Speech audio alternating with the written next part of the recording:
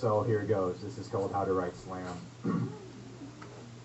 It starts with an introduction, describing a situation or making a dedication.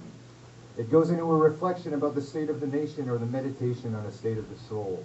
Prose begins to weave itself into a picture reflecting a feeling, a vibe, and words tumble into one another like an Olympic event of verbal gymnastics. Analogies, philosophies, and sanities crash into themselves like drunk drivers chased by the Keystone Cops, and expressions swell like waves and break on cliffs of poetic beauty.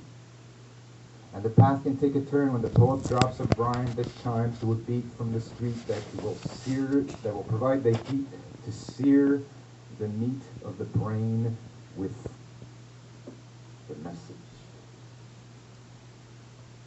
And then it flows again like a brook bubbling over pebbles and around corners and boulders, winding itself through miles of scenery, carrying the audience into an altered state of conscious space. And the volume might rise like approaching rapids, leading you towards a raging waterfall of pain and anger and despair or joy or a tribute of undying love for those ones that matter.